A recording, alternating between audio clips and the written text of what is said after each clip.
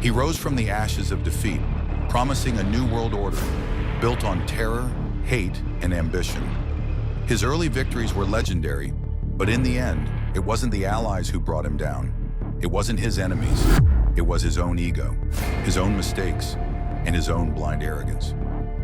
This is the story of how Hitler's empire collapsed from the inside out. Squash of Adolf Hitler's Nazi Congress comes to an end.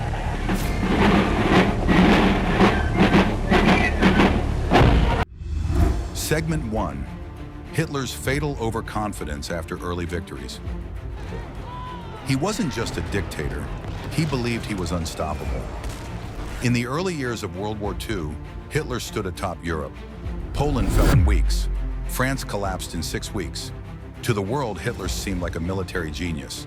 But inside the Führer's mind, overconfidence was growing. Overconfidence, arrogance, delusion. The Blitzkrieg's successes fueled Hitler's belief in his invincibility. He ignored warnings and trusted only himself. He believed Britain would surrender. He believed the US wouldn't intervene. He believed he could crush the Soviet Union in months. But every empire has a breaking point, and Hitler's was approaching not from failure, but from too much success. His early triumphs were a trapdoor he didn't see. Segment 2, Operation Barbarossa, the turning point. June 22nd, 1941, the day Hitler rolled the dice and sealed his fate. On that day, 3 million German soldiers stormed the Soviet Union in Operation Barbarossa.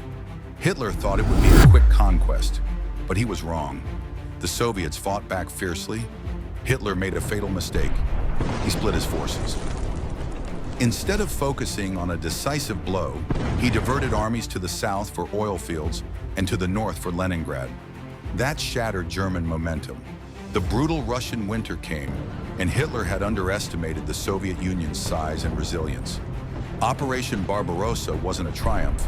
It was the beginning of a Muir slow-motion disaster, stretching Germany's military beyond its breaking point. Segment 3, the Russian winter and the Stalingrad disaster. The snow didn't just fall, it buried the dreams of 1,000 German generals.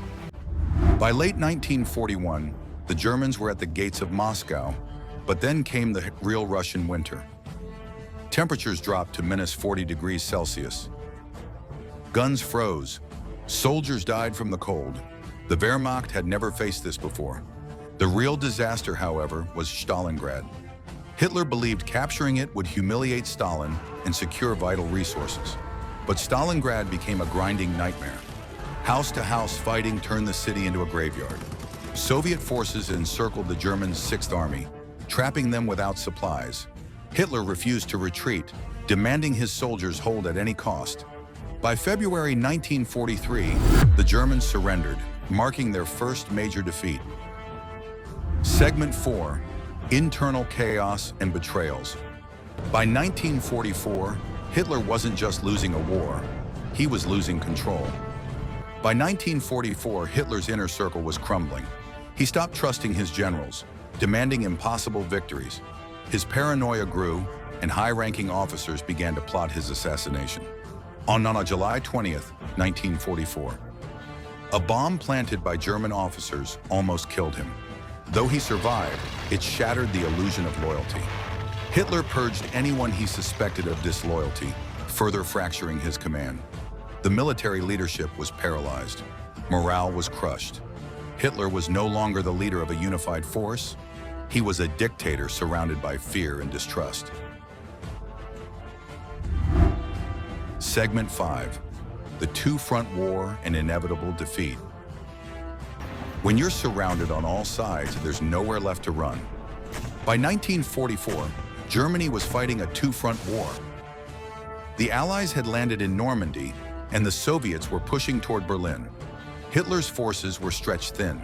His orders were increasingly delusional. In December 1944, he launched one final offensive, the Battle of the Bulge. It failed. By January 1945, the Allies were closing in. On April 30th, 1945, With the Soviets nearing Berlin and the Allies closing in, Hitler took his own life in his underground bunker. His empire had crumbled, and his dream of a 1,000-year Reich was dead. Hitler's rise was meteoric, but so was his fall.